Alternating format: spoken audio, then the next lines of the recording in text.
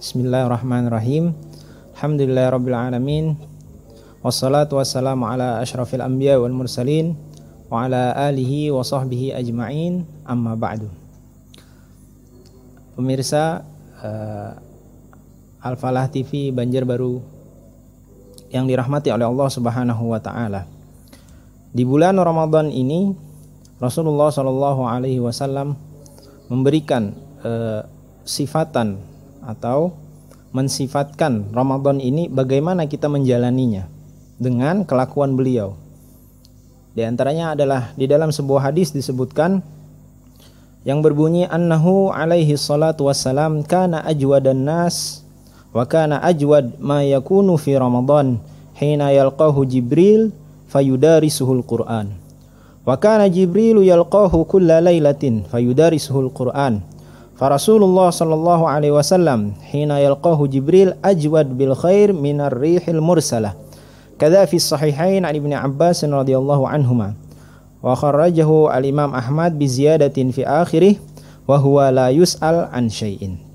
Yang berarti adalah Rasulullah sallallahu alaihi wasallam itu sepaling dermawannya manusia. Dan beliau dikala masuk bulan Ramadan lebih dermawan lagi daripada di luar bulan Ramadan. Ketika bulan Ramadan itulah Sayyidina Jibril alaihissalam mendatangi Rasulullah sallallahu alaihi wasallam dan mengajarkan kepada beliau Al-Qur'an setiap malam. Bahkan disebutkan di akhir hadis ini Rasulullah sallallahu alaihi wasallam ketika di bulan Ramadan dermawannya beliau seperti angin yang berhembus. Dan diriwayatkan daripada Imam Ahmad, beliau menambahkan di dalam hadis tersebut bahwasanya Rasulullah SAW tidak dipinta apapun kecuali beliau berikan di dalam hadis ini. Dan disebutkan oleh Sayyidina Anas radhiyallahu anhu, kata beliau, aku berkhidmah kepada Rasulullah SAW 20 tahun atau 10 tahun. 10 tahun beliau berkhidmah kepada Rasulullah SAW. Tidak pernah sekalipun Rasulullah mengatakan, kenapa engkau berlaku seperti itu? Kenapa engkau tidak melakukan seperti ini? Tidak pernah, kata Sayyidina Anas. Begitulah Rasulullah SAW di kehidupan beliau sehari-hari. Kita bisa mengambil pelajaran dari hadis tersebut bahwasanya yang pertama, kita memuliakan, mengagungkan Al-Quran yang turun kepada Rasulullah SAW, wabil khusus di bulan Ramadan tersebut, karena diriwayatkan bahwasanya Ramadan syahrul Quran. Ramadan adalah bulannya Al-Quran, yang dimana sebagai seorang muslim kita memperbanyak membaca Al-Quran tersebut. Jikalau di bulan-bulan lain mungkin kita membaca 1 lembar, 2 lembar, maka di bulan Ramadan alangkah lebih baiknya kita membaca lebih daripada yang kita baca di luar Ramadan. Yang kedua, di hadis tersebut menyebutkan bahwasanya bertambahnya kedermawanan seseorang khususan di bulan Ramadan.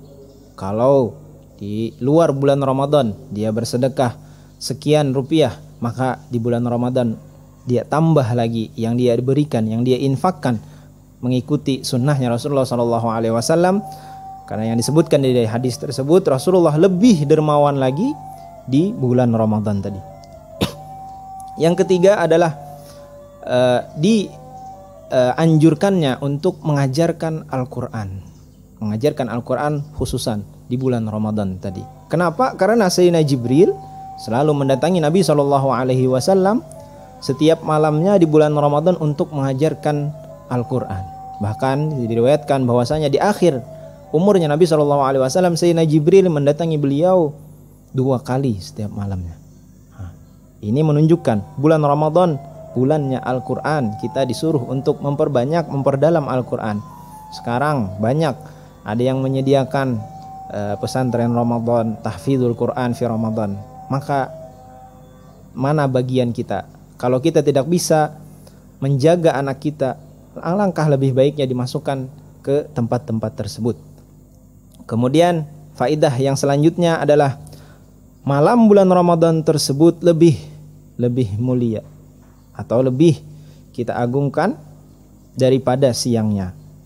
Kenapa? Karena di dalam hadis tadi disebutkan Rasulullah SAW ditemui oleh Sayyidina Jibril bukan di siang hari, akan tetapi di malam hari.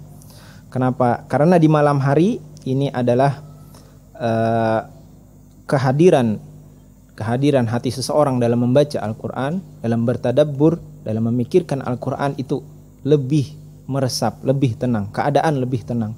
Semua orang merasakan ketenangan ketika malam hari, maka ujar hadis tersebut menganjurkan kepada kita wabil khusus di malam hari untuk mentadabburi atau memahami Al-Quran yang dipelajari tadi. Yang selanjutnya adalah faedah yang selanjutnya, kemuliaan zaman dengan kemuliaan ibadah dan bertambahnya ibadah tersebut. Sebagaimana di bulan Ramadan, kenapa jadi lebih mulia? Selain bulan tersebut bulan yang memang dimuliakan oleh Allah Subhanahu wa taala, di bulan tersebut juga orang muslim mereka berlomba-lomba untuk mendapatkan apa yang diberikan oleh Allah Subhanahu wa taala di bulan Ramadan tersebut. Maka inilah kelebihan atau keafdholiyatan bulan Ramadan. Maka kita sebagai orang muslim, apakah kita mau terlena-lena? Apakah kita mau terakhir orang atau orang yang merugi di bulan Ramadan tersebut? Tentu tidak. Tentu kita ingin menjadi orang yang pertama, orang yang paling beruntung di bulan Ramadan tersebut. Yang selanjutnya, faedah selanjutnya, ulama mengatakan bahwa selalu membaca Al-Quran atau mengistiqomahi konsisten dalam membaca Al-Quran setiap hari, ini ulama mengatakan akan mengundang atau memanggil kepada kebaikan-kebaikan yang lain. Jadi ketika kita sering membaca Al-Quran, mudawamah, istiqomah dalam membaca Al-Quran, seakan-akan bacaan kita kepada Al-Quran adalah magnet, penarik bagi kebaikan-kebaikan yang lain, sehingga kita mudah dalam mengerjakan kebaikan-kebaikan yang lain. Pemirsa rahimakumullah. Dan yang terakhir adalah memperbanyak beribadah ketika di akhir umur kita. Karena kita tidak tahu apakah kita akan sampai atau hidup sampai akhir Ramadan, ataukah sampai nanti malam atau nanti siang atau besok atau lusa dan lain sebagainya. Kita tidak tahu umur kita kapan. Maka seakan-akan kita beribadah, kita tidak akan hidup di esok hari. Maka ada sebuah perkataan yang mengatakan, apabila engkau beramal untuk duniamu, maka beramallah seakan-akan engkau akan hidup selamanya. Kenapa? Sehingga kita benar-benar mentahqiq atau itqan, atau betul-betul mengerjakan pekerjaan tersebut tidak sembarangan. Ini pekerjaan dunia, tapi untuk akhirat. Kita beramal untuk akhirat, beribadah untuk akhirat kita, seakan-akan kita akan meninggal di esok hari. Maka bagaimana jikalau seseorang memberikan kabar kepada kita jikalau umur kita sisa 2 hari, sehari, apa yang kita lakukan? Apakah kita akan mengumpulkan harta dan lain sebagainya? Tidak. Kita akan memperbanyak beribadah, memperbanyak perbuatan baik, sehingga umur kita ditutup oleh Allah Subhanahu wa taala.